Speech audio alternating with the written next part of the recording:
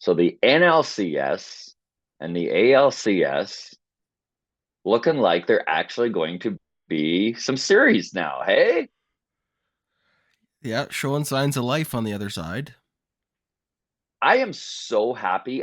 It's so funny because like I've been getting a lot of pushback about this just with how happy I am that the Rangers are showing their true colors. I just hate so much how that team is constructed. Like, can you imagine having the balls to go in to the ALCS with the bullpen that the Rangers have assembled and having any semblance of confidence? Like, I can't even get over the people that are just like, the Rangers are going to walk to the World Series. I even said on Mailbag on Tuesday, I'm like, Astros in 7. I should have said in 6. I Just mean, yeah, if you don't have a bullpen that gives you more confidence than a starting pitcher you gave a 9-figure contract and traded away some of your top prospects for. If you don't have a bullpen that gives you more confidence than that guy, I don't want to cheer for that team. So thankfully, we have that in the Blue Jays. hmm Um, we could use some of their offense, but Use some of their offense. How do you feel moving I mean, forward? we'll see how it plays out. But listen, dude, I really strongly believe that Texas has reached the end of their rope. You I think so? I can't see like dude, who are they strutting out for their starting pitcher today? Well, I mean, I don't know. I have to. Can Max Scherzer go again? I don't. It's Jordan Montgomery again. And they're hoping to catch lightning in a bottle twice now. And listen, Montgomery had an incredible first game of the series. I they're just running out of pitching depth, man. There's just no way they're going to be able to compete with the Astros over these next 5 games. Well, Or sorry, 3 games. I mean, it could be a slugfest. Like they have the offensive power to do it. Like maybe they win an 11-10 game. That's possible. It is You know, possible, and it's what they would need to do to pull it off. I it just is. have no faith in these Rangers whatsoever. No, I mean, I had all the faith when they were up 2-0, and then as soon as they lost one, I was like, "Oh, series is over. Astros have got this." Like it just felt like that you've got them on the ropes, and a team like the Astros, you just can't give any breathing room to.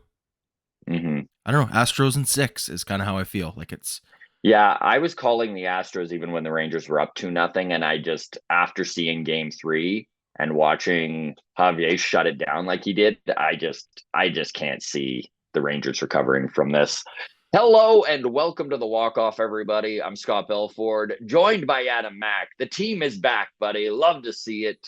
We've got all sorts of stuff to talk about. The Blue Jays stay golden, pony boy. They got their Gold Gloves nominees all lined up, and they got a pile of them. So we'll break into that. Seats in the dump like a truck, to steal a term from Cisco. I love the backlash over the Renos here. It's so funny to me, man. Like people are losing their mind over it. So we'll break into the whole dump fiasco. Are you a scrapyard guy or a dump guy? Which word do you prefer terminology. here? Ooh, Terminology. I don't know if I've ever used the word scrapyard. Me There you go. neither. First time. I think Dump is so fun to say, it also. It's a is. great word. Take a dump, head to the dump. What else can you do? Dump, dump, dump. Yeah, Puke's a funny word. puke is a good one. Loaf is a good word. I used the other day, made my Loaf kid is a good laugh. word. Right? Yeah, Underutilized. Really, bread has a monopoly on the term loaf. It's unfair. truly. It's unfair. Yeah, seats to the dump. Are we still doing the rundown or are we into the topics now? No, we're All still right. doing the rundown here, bud. All right, I'll keep We're my going thoughts to on the get dump then. into it's kind of cool. Baseball America did a story on some of the underrated prospects around baseball, guys that for whatever reason maybe have one little chink in the armor and for that reason aren't being highly touted. And there's a couple Blue Jays that kind of get a mention there. Cito Gaston, Cito strikes back, baby. He is up for the Hall of Fame this year. Postseason mayhem. We are going to really delve into this Rangers, Astros, Diamondbacks.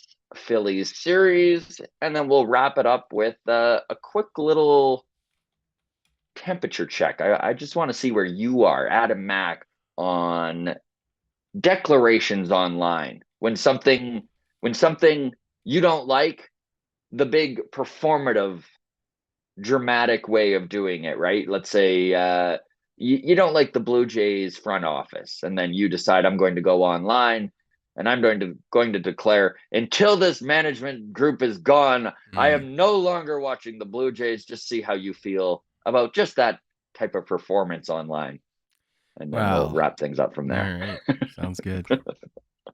Sounds good.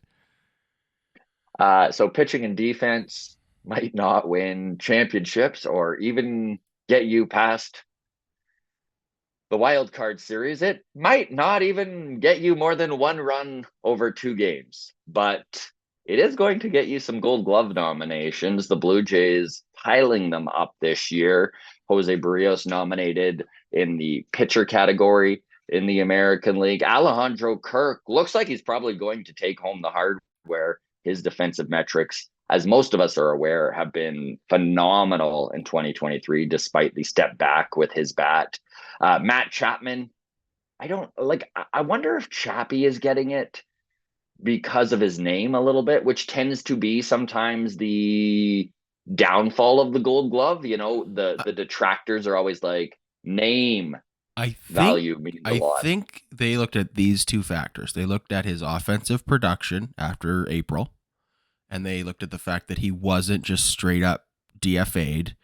And then they didn't even look at the defensive metrics. They were just like, wow, if the Blue Jays haven't released him and he's this bad, he must be great defensively. And I think that's just the assumption. His offensive numbers actually made him a defensive stalwart, whether they know it or not. That's exactly. So funny. Yeah. Dalton Varsho, a very deserved left field nomination there. Of course, I doubt that he is going to take home the hardware. And it just has to do with games played. Mm-hmm. He split so much time between left and center. In fact, he had enough. He probably could have been nominated in the utility position, but being that it's only been 2 positions he's playing, they're giving that more to basically the same position. The jacks of all trade. Yeah, exactly. And then, of course, center field, Kevin Kiermaier once again with a nod for that Gold Glove. So if Kirk wins a Gold Glove, then we've definitively won the Dalton Varsho trade, right? All those negative Nancys can shut their pie holes. That will never happen. I truly believe that will never happen. Toxic positivity is in short supply in the Adam household. How about the Scott household? Yeah, it is. It might be done for the season. Yeah,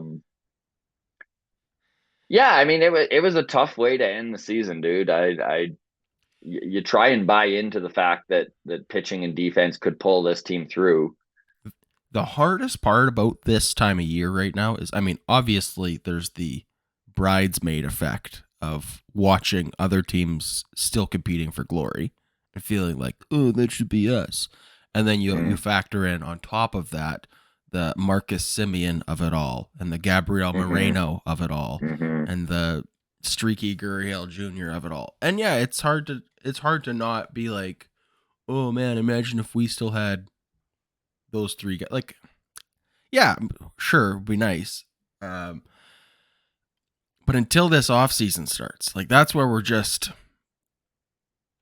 I can't heal. We're in limbo. I can't heal. I can't start the healing process until the postseason's over. We could crown the Astros champs once again, and we can just say, okay, now the offseason begins. Well, we can start looking at free agents. We can start making decisions on who are we bringing back, who are we not bringing. Like trades can start like.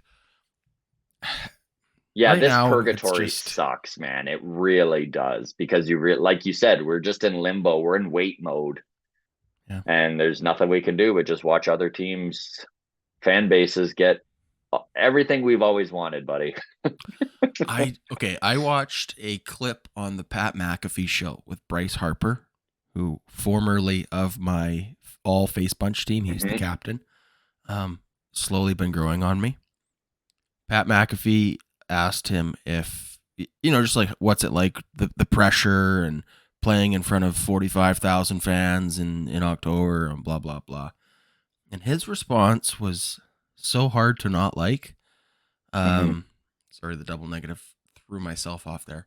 He was talking about how he dropped out of high school at 16. He got his GED and he went to junior college, and like his whole life was revolving around being the first overall draft pick and like doing like being a success like for his family and all this stuff, and how like he's like that was pressure. He's like, this, everything else that's happened in my career, it's like this is just playing ball. This is the fun. He's like, that was all the pressure I've ever experienced in my life is behind me now.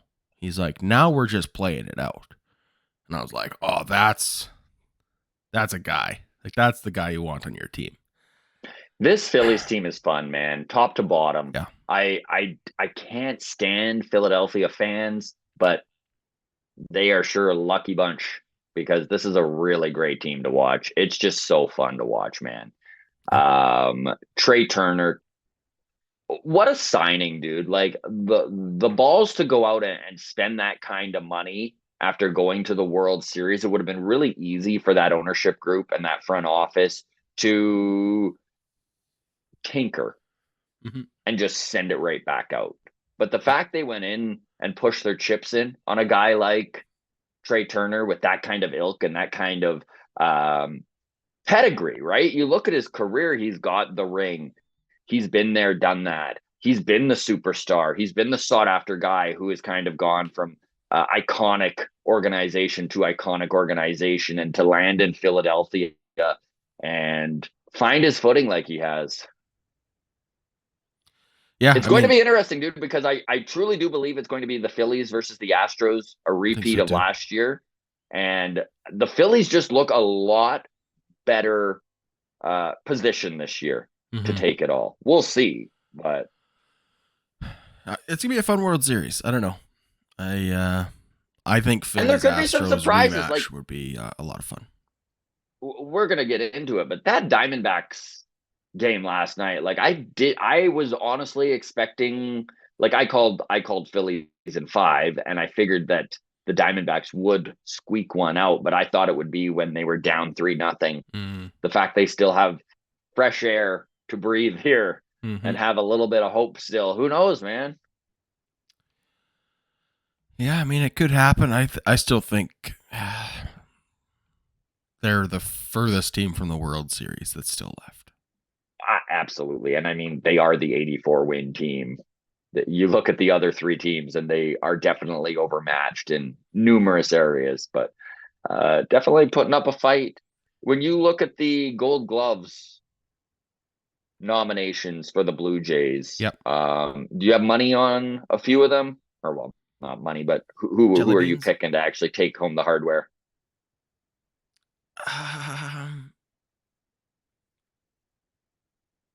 I don't know. Yeah. I mean, Varsho is our best defensive player, but his limited number of games in left field, I know is going to hurt him. I don't know how much. I don't know what the calculation is. Maybe Kiermaier. I think Kirk very well could do it. I don't know enough about defensive catchers. Like, every time I hear that he's such a great catcher, I'm like, I don't know. How many pass balls does he have? And does he throw guys out at 2? Framing and everything else is like kind of, it all goes over my head, to be completely honest. Baseball stuff, yes. It's just like, I don't know. It's like, oh, he calls a good game. I don't know what that means. Kirk and Kiermaier is probably the most likely. It's funny, pitching Gold Gloves because when Jose Barrios got nominated, I was not surprised, but I would have never put him in that category. And then you start thinking back and you start looking up his metrics and you're like, Jose Barrios is a very good defender and has made some incredible plays this year and has definitely gone under the radar as a guy who is just sound with his glove in the field.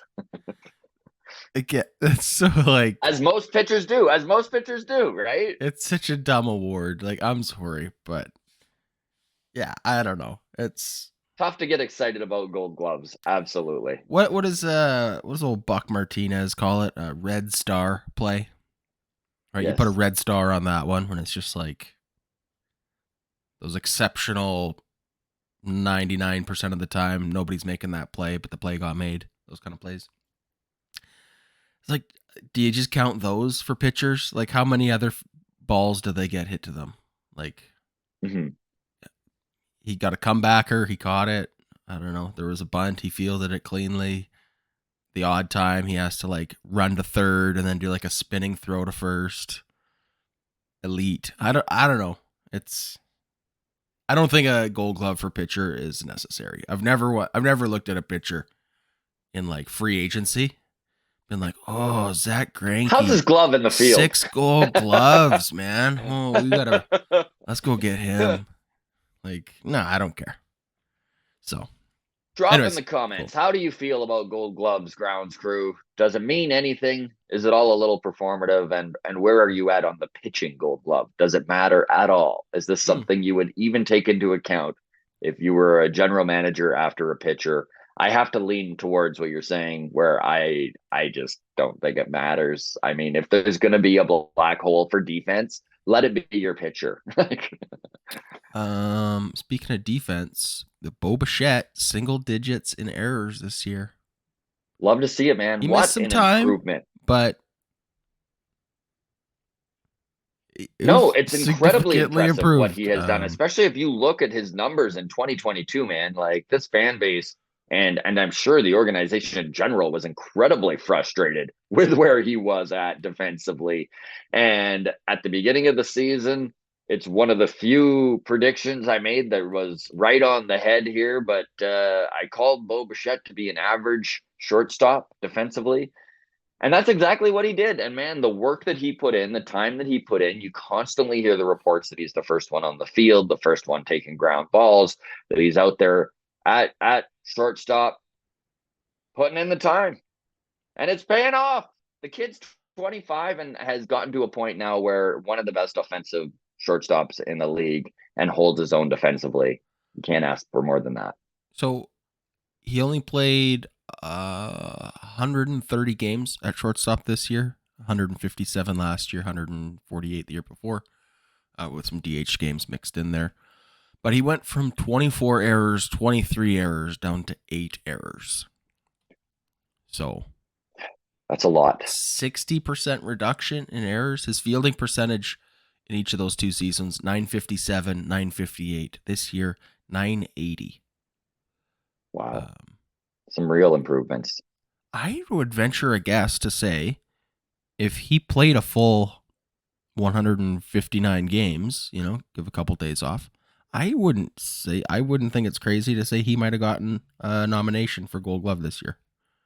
Mm-hmm.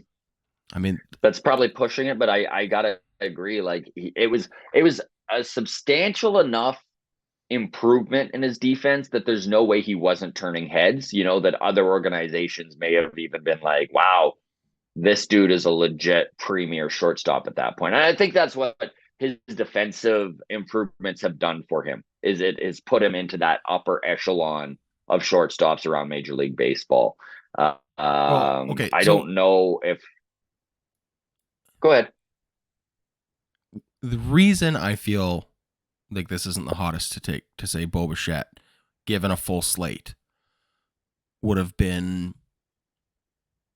a possible nominee for Gold Glove, which again doesn't say like it's not the best feather in his cap, but from where he's coming from is such a significant leap forward, right? If we could say, we did just spend the last 10 minutes subtly shitting on Gold Gloves, so yes. Pitching Gold Gloves, catching Gold Gloves. Yes. Give me a shortstop that can handle the ball. Yeah, yes. I don't care about pitching Gold Gloves. Shortstop Gold Gloves I want. Anthony Volpe with the Yankees. Yeah, Volpe. Yeah. Their young rookie shortstop was one of the nominees. And if someone in the comment section can explain to me where he is a Gold Glove nominee, like, The other two, Carlos Correa, Corey Seager, those make sense. Correa, 6 errors. Seager, 6 errors. Then like 20 other guys with errors in between. And then Anthony Volpe with 17 errors. I just don't. It just feels like we had 2 really good nominees for shortstop Gold Glove this year. And then I don't know if that's Yankee favoritism or what, but I don't think Anthony Volpe should be with 17 errors. Yeah. He led. Okay, so he led. I don't know if he led baseball. He led the American League in putouts, so he got a lot of action at shortstop.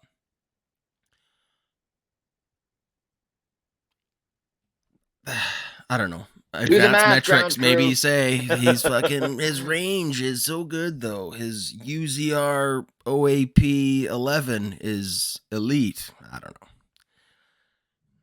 It's a lot of errors for a Gold Glove. A lot of errors. I think errors should almost be like the first tiebreaker or like the first metric we look at. Like you got a cluster of 6, 7, 8 errors. Okay, those are the guys we're looking at.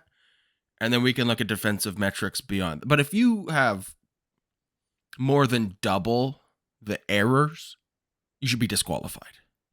I mean, it's crazy when you put it that way because he does almost have 3 times the errers, right? Like if he had one more error, that is 3 times as more. many as Like it's a lot. It's not like he has 11, and he's like even that would be almost double. 17's a lot of errors. Yeah, it is. That's almost as many as Bichette usually does. He's obviously the third candidate in that category. It's funny when you look at the candidates being named and you just know the guy who's like, okay, they needed 3. He's not a real candidate, but that's why I'm saying Bichette, given a full slate, could have been hey, somebody's got to be third. Let's give it to Bichette. I don't know. No, I agree. Okay, so this Toronto Blue Jays fan base has, I think, would you say 2023 might be the most volatile year for the fan base, where it's just like people are upset about a lot of things? I know that it's been a compounding issue, but like now little things are just like sending people off the deep end because the online rhetoric, dude, around these seats is just straight up hilarious. Yeah, I mean, it's like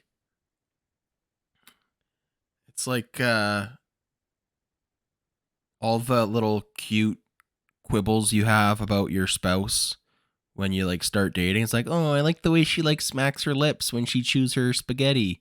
And then by the time you're ready to break up with her, you're like, if I have to eat spaghetti with her one more freaking time. Yeah. I'm going to sew her lips shut. Yeah. I'm going to sew her lips shut, right? That's such a better option than I was going to choose.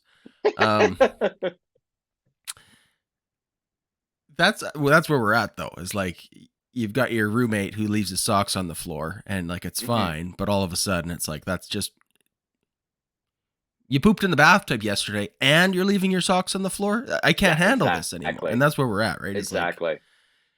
And I think that's a great example of where this fan base is. Yeah. They're just really frustrated with the organization and they're nitpicking every little thing. Listen, there were hundreds of seats ripped out of the Rogers Center in the lower bowl.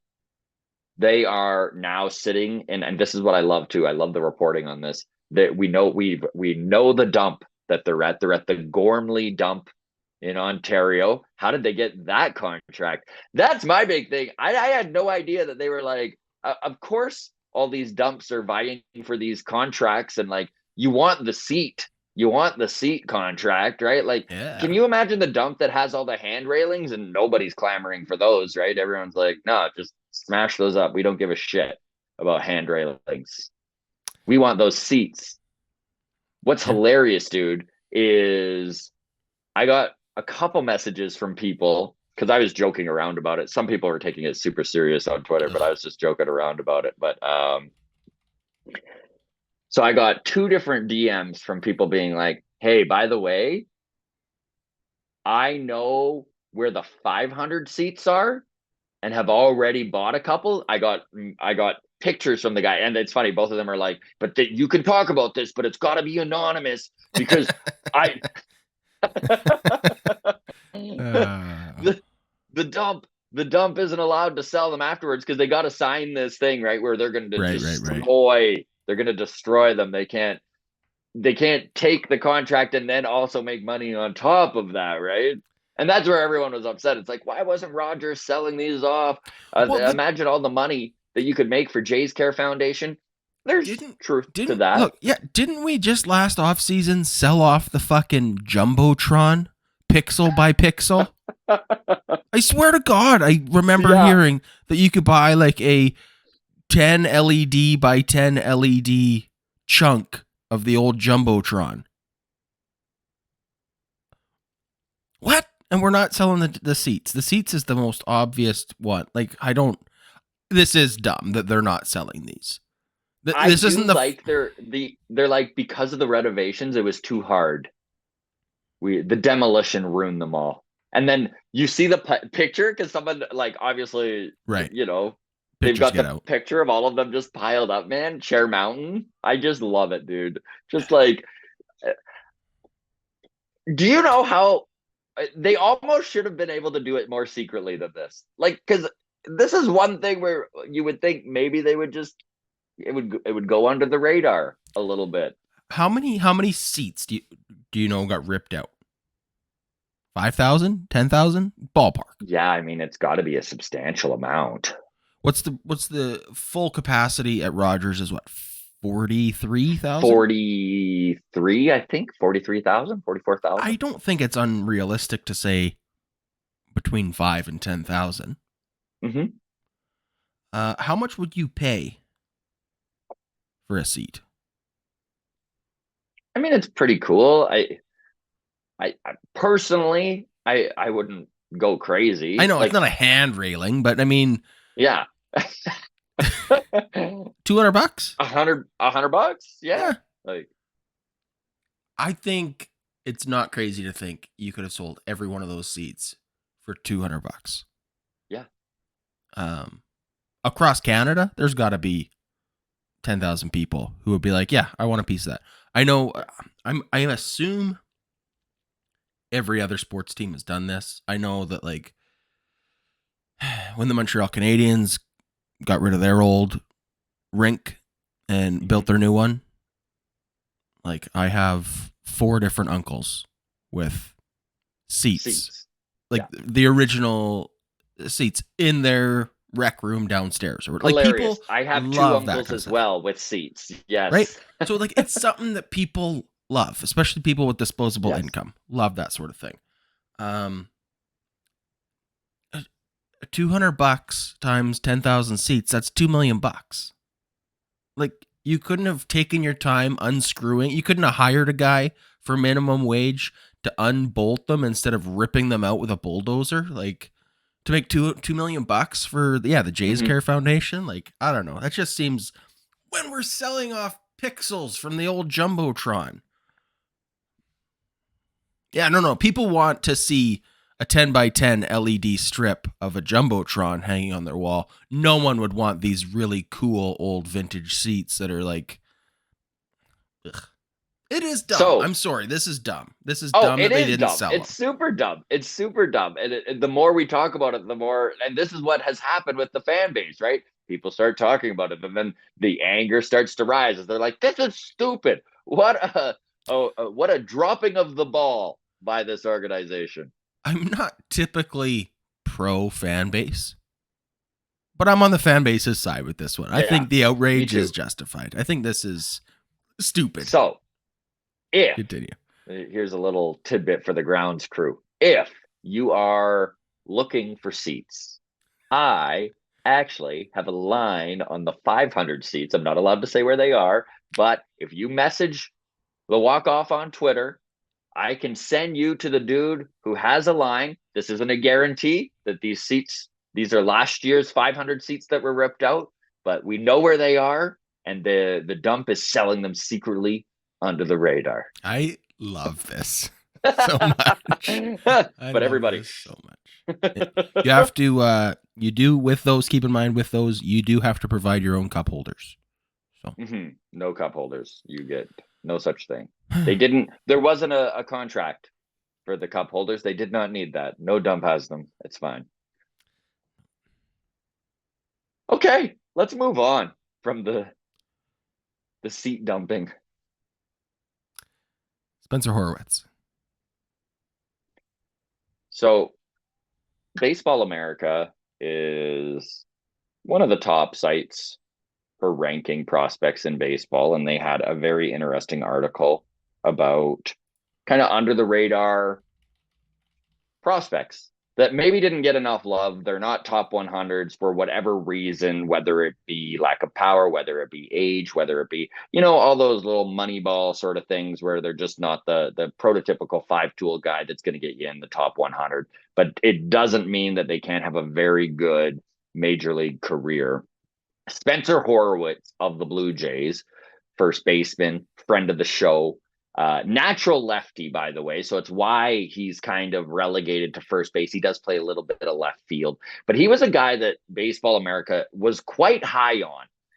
And I'm going to read to you just literally what the breakdown was here. Horwitz is another player that reached the majors in 2023, hitting 1 homer and posting a WRC plus of 106 across 44 plate appearances in 2 stints.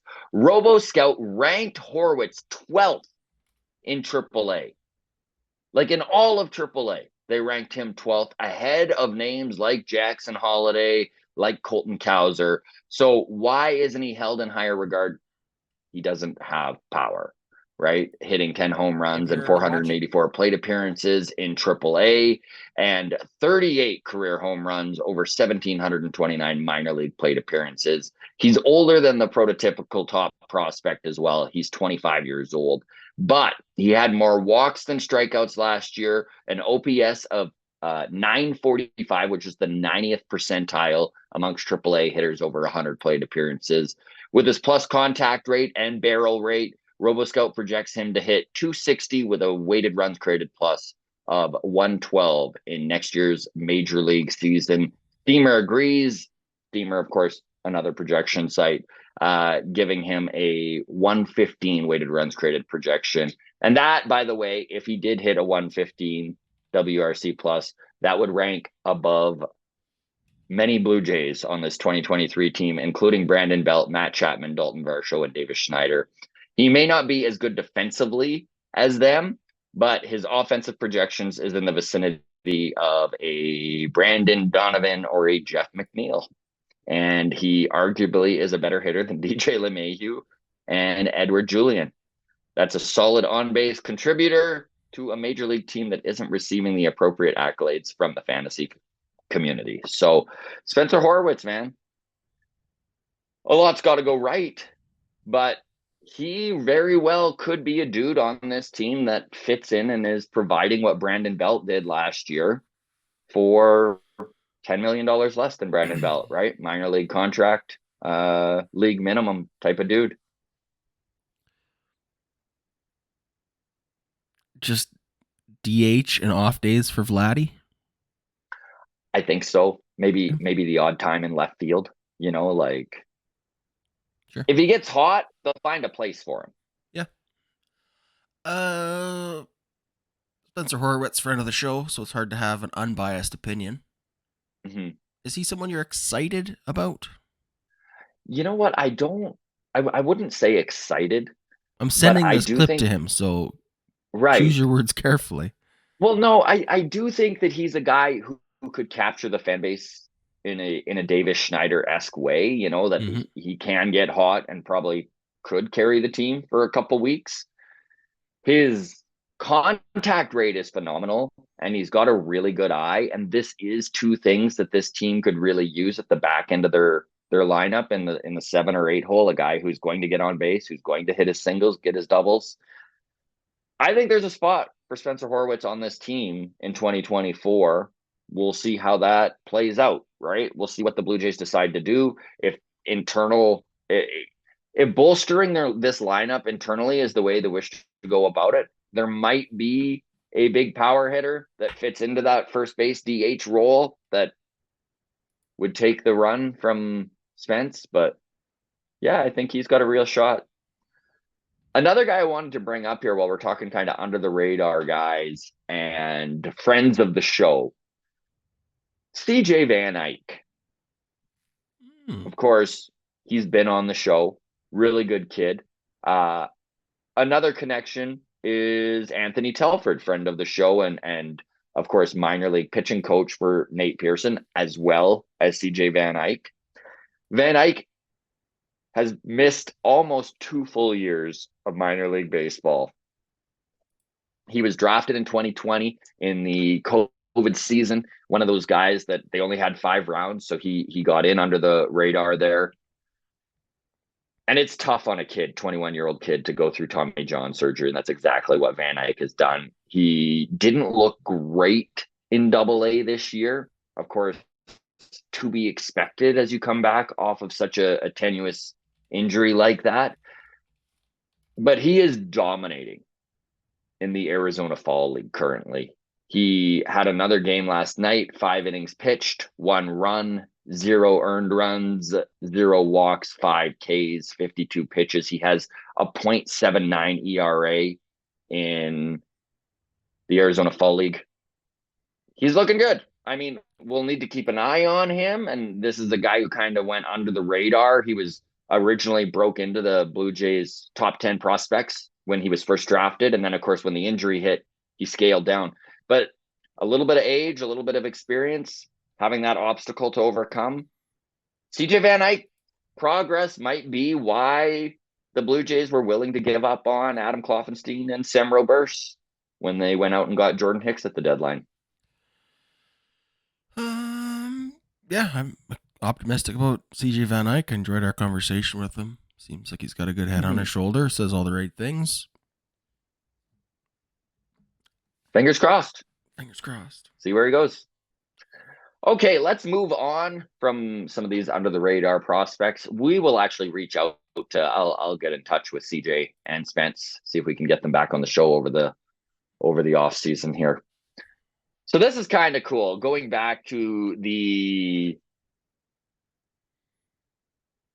World Series winning era of the Blue Jays, that magical time in 92-93, of course, at the helm was Cito Gaston, and the National Baseball Hall of Fame and Museum has announced that the 8-person ballot that will be considered by its contemporary baseball era committee, of course, is the committee they formed more recently to folks who have slipped through the cracks, especially in the managerial and umpire aspect of things.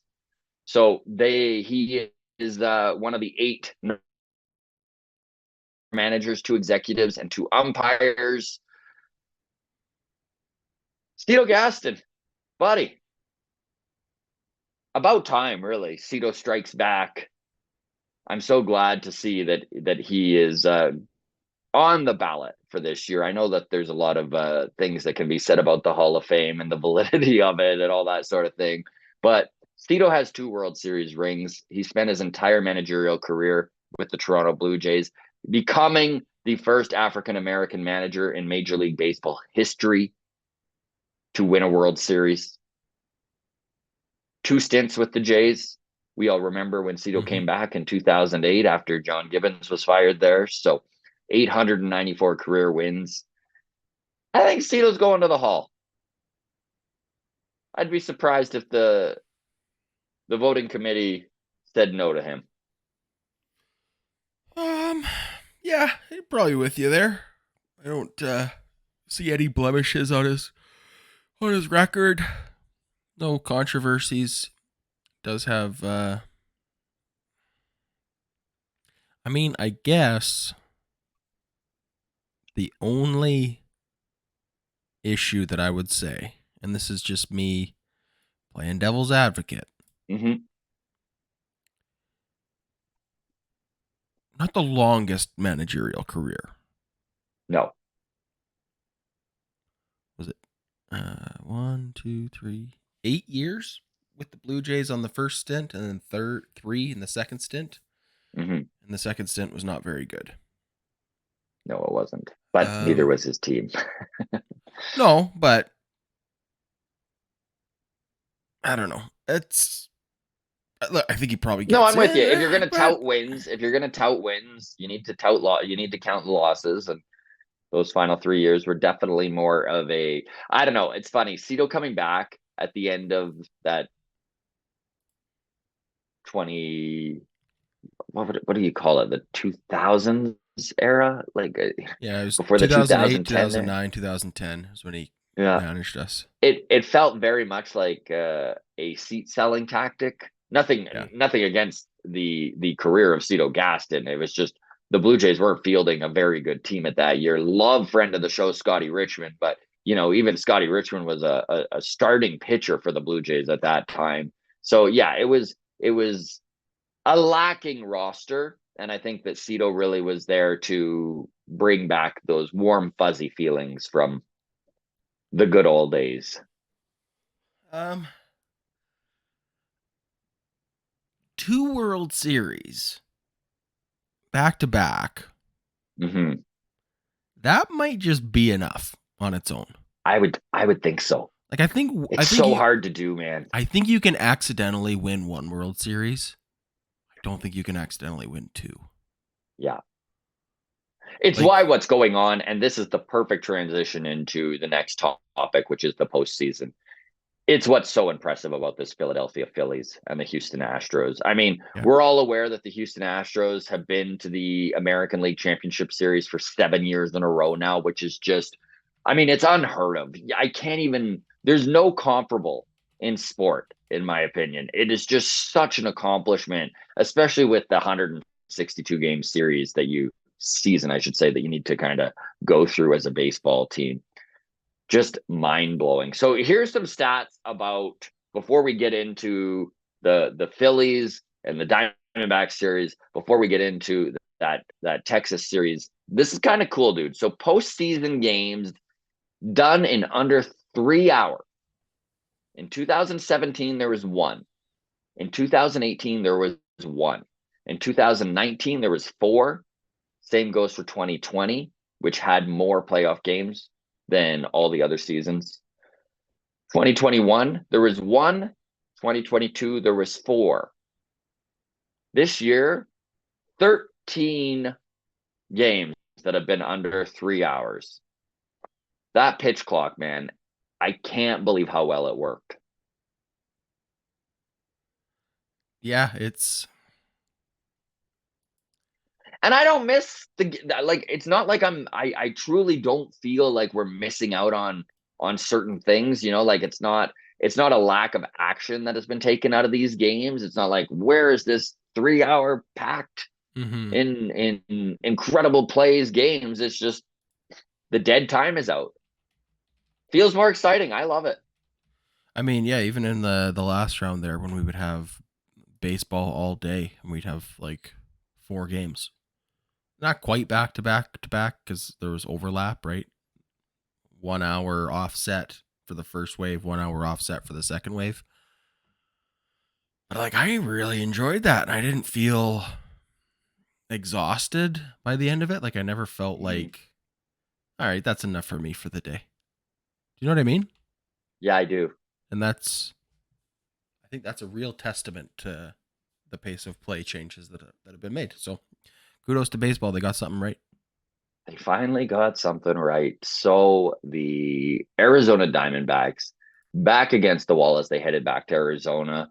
The Philadelphia Phillies convincingly winning game one and two in Philadelphia in front of just a crazy crowd. Say what you will about Philadelphia sports fans, but my God, what an atmosphere is Citizens Bank Park over the playoffs here. Just an incredible atmosphere to watch. Even the fact that you get a sense of it through the television, dude, like that's so hard to pull off, to truly get and buy into the energy through a screen. And it's tough not to with those Philly fans.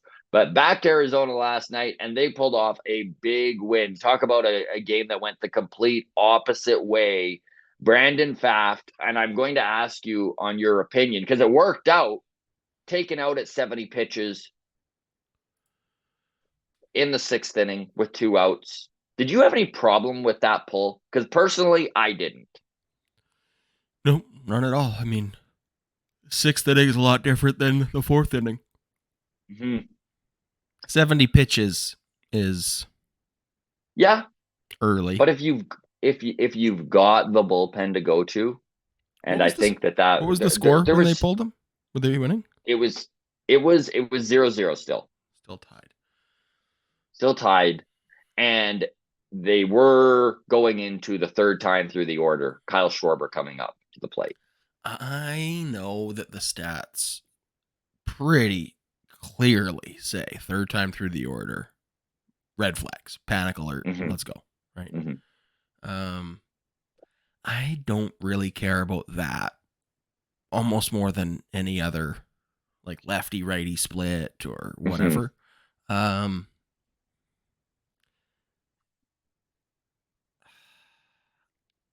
It does feel like when, like, again, I don't think this is exactly what was happening with Barrios. I don't think he was quote unquote dealing the way some other people have touted his performance. Good performance. Great But performance. like Blake Snell in the World Series against the Dodgers a couple years ago when he got pulled. Like, there are some instances in which the opponent's lineup just feel like hopeless against a guy. They're just like, I don't think anybody's on the Phillies lineup was like, well, hey, it's third time through the order, so here's our chance, boys. We got him now. Like, it feels like, no, he's unhittable today. So when he gets pulled, it feels like, oh my God, thank goodness. All right, let's get to And this that's what I bullpen was now. just going to say, buddy. I was just going to say that is there's no more demoralizing situation than pulling your pitcher and watching your opponent do the old Tiger Woods fist pump, right? Just like, Right? yes. And you're like, oh, man. Did we just give them life? Yeah, I mean, I think that's maybe an oversimplification. Sorry, I think this is an oversimplification of the thought process. But I think that here's a simple way to look at the yes no flow chart of should I do this move. How will my opponents react to this move? Will they be thrilled about it? Then don't do it. You know, like, whatever my analytics say, put myself in the opponent's dugout and just imagine, okay, if I pull Jose Barrios right now, is the other team ecstatic, or are they like, oh damn, that was our chance, we were going to beat up on this guy now? Like, again, oversimplification, but I think that might be fair. Yeah, absolutely. So it's got to be part of the equation. Although it did feel like as soon as Kyle Schwarber was coming up for that third time.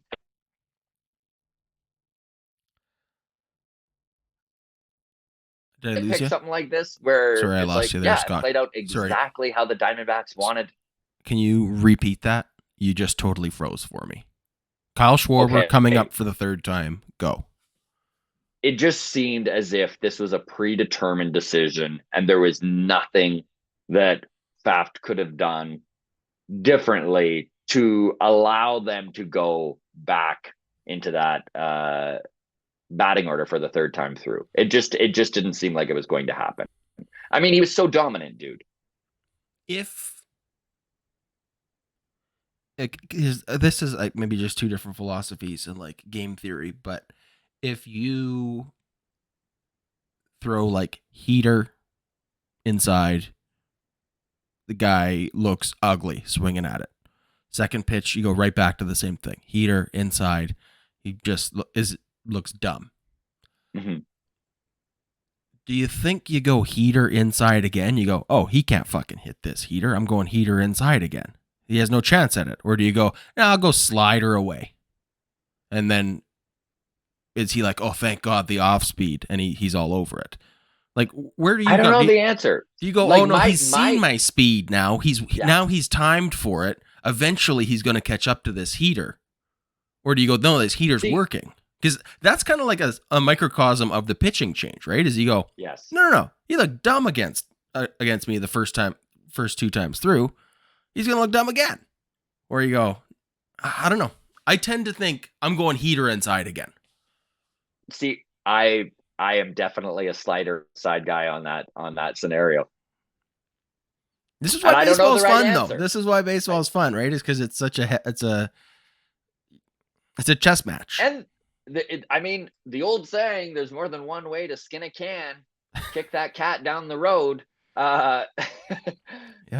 It comes up time and time again. And I mean, the amount of times where, some very good color dudes, Joe Cito, right, with some catching backgrounds, will call a pitch that they think is coming next, and it's not, but it's an out pitch, and they're like, well, that also worked. That also works. Yeah.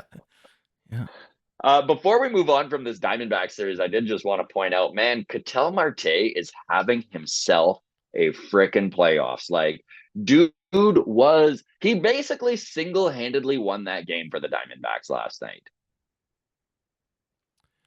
Couple of doubles. Yeah. Single when it mattered the most. Just definitely becoming the player everyone was touting him to be, and to see him be the leader of that club in a playoffs where it is loaded with rookies on that team, guys who have never been there, guys who have never been in that situation, to see dudes like Ketel Marte and Lourdes Gurriel Jr. for that matter stepping up and being leaders in that clubhouse. It's pretty cool to see. Very, very cool to see. I still think I'm. What do you think Phillies. Of? Sorry. What do you think of, because with Arizona winning, obviously the way that the 7-game series is set up is 2 games for the team with the best record. So right. Of course, and then 3 games and then 2 games. Do you like that? It saves on travel time. Or would you prefer a 2-2-1-1-1? I just don't. I mean, for baseball, it makes sense with playing every day and the travel time, so like it makes sense. But I just don't like it from the. I don't think the lower seed should ever have a chance to have more home games than the higher seed. Like, just from like a business standpoint, like, yeah, even if the Phillies win it in 5 games, to think that the Diamondbacks got 3 of those opportunities to sell tickets and the Phillies only got 2, I don't know.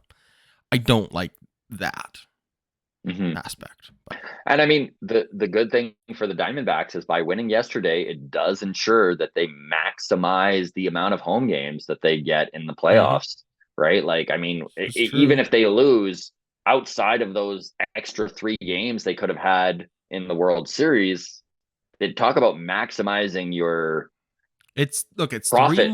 It's 3 opportunities for nostalgia to be attached to those seats when they throw them to the dump. So you're not sad. You're not sad about seats in the dump if you don't have good memories attached to those. That's seats. Right. So that's great. Okay, let's move on to the Phillies, and move on to the Houston and Texas series here. The Astros winning 2 in a row. That series all tied up. Tiebreaker going today, 3 p.m. Eastern, or actually Mountain Time, 3 p.m. our time. We touched on this off the top. We don't need to spend too much time on it. Houston? I think is that who you got? I'm all in on. I'm not cheering for them, but I do think they're the smart money. I think this team is just has the track record. Just everyone and their bullpen, dude. Their bullpen is so good.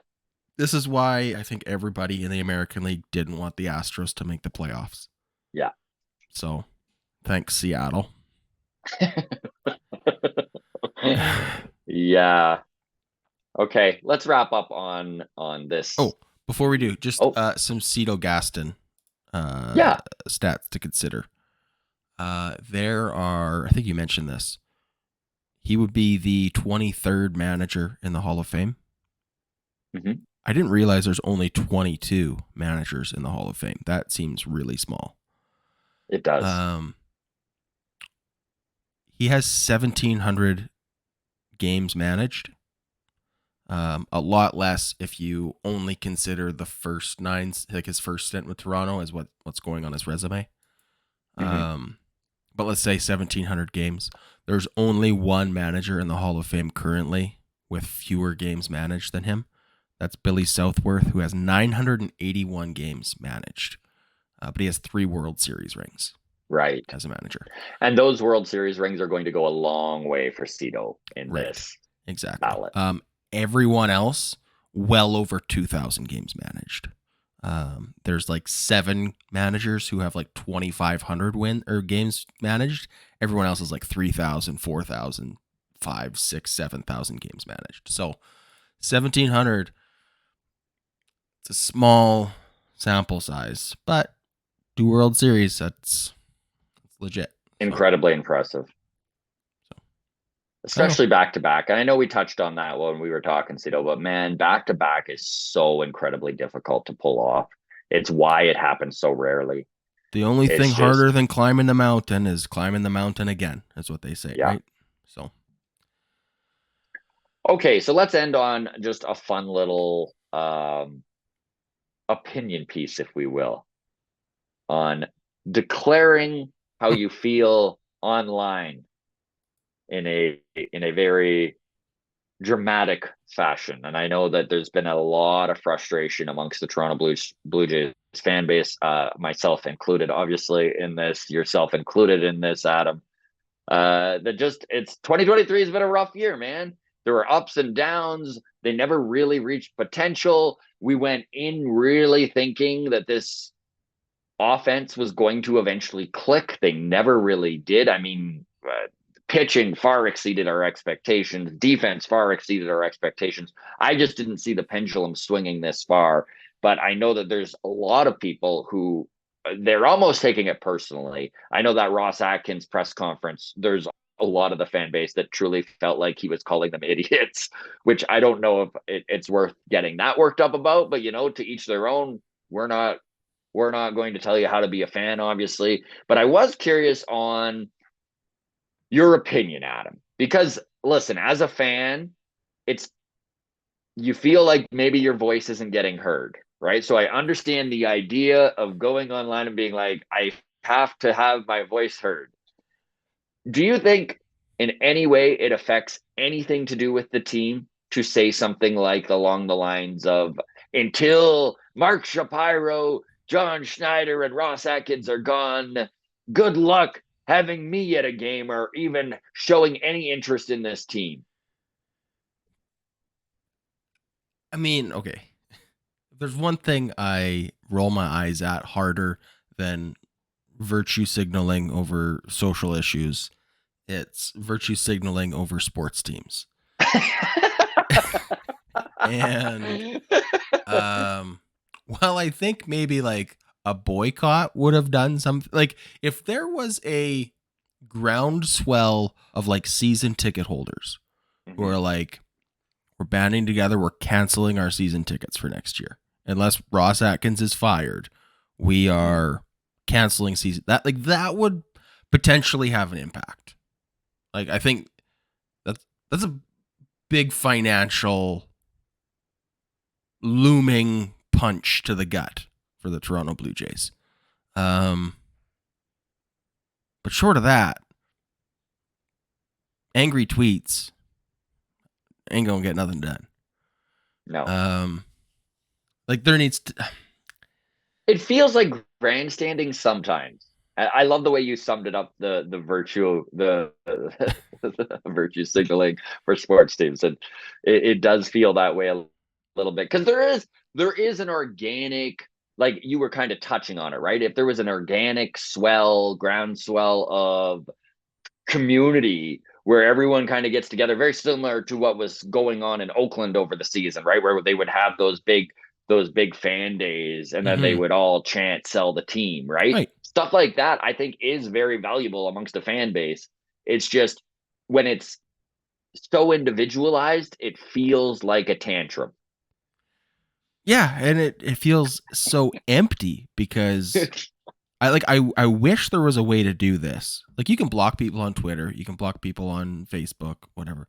I wish we could do this on YouTube or Spotify, where it's like every idiot who's just like, I'm out on the Blue Jays until these guys are all fired and the whole team gets traded and we burn the stadium down, salvage the seats, and then rebuild a new stadium. I want to just block all these people and be like, okay, well then just fucking shut up. Like, I don't want to. Yeah. I don't want to let you into the mailbag. I don't want to respond to any of your DMs because you're out on the team. So you're out then.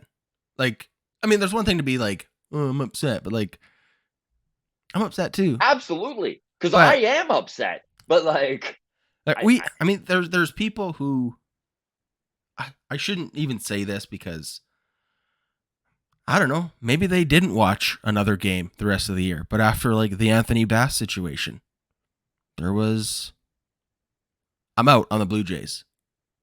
Do I really believe they didn't tune in and watch a single Blue Jays game for the rest of the year? I have a hard time believing it. Yeah, it's tough to buy. So I don't know. What do you folks think? When everyone's coming and tweeting out, everybody needs to be fired, everybody needs traded, I'm out on this team until that happens. It's like, well, no, I'll see you in the comment section tomorrow, and I know you're going to be watching every game. Like, if you watched every game before, you're probably watching every game now. Like, unfortunately, and this is a problem with all sports, your diehard fans don't go anywhere. No. So I put myself through it every year. Yep, here we are. Here we are, back in the offseason. It's going to be a long one. A lot of speculation to go over. How are we going to get that power back? It's going to be the theme of the next few months, my friend. Yes, sir. Power outage in Toronto. All right. Let's wrap it up there. Honestly, to all of you in the grounds crew, a very hearty tip of the hat. Thank you so much for all of the like buttons that you have hit over the season. Appreciate all the subscribes. Everyone on audio, very much appreciated. To the Patreon, thank you so much. We could not do this show without you. Mailbag coming up on Tuesday. Obviously, you can get a hold of us by, if you're a Patreon member, you get that Patreon bump, so you automatically get your questions or comments on the show. And if not, we really do try to get to as many as possible. You can reach out on Twitter at Walk Off Podcast or Instagram the Walk Off Podcast. And our Discord is now a Patreon exclusive, $4 a month. There's lots of folks still in there doing their thing. It's kind of a cool little community now that it's so exclusive. I know that bothers some people, but you know, the ones that are in there, it's pretty fun. I'm in there quite often, and I'm always impressed with the camaraderie within it. Me too. All right. All right, gang. Take care. Have a good weekend. Cheers.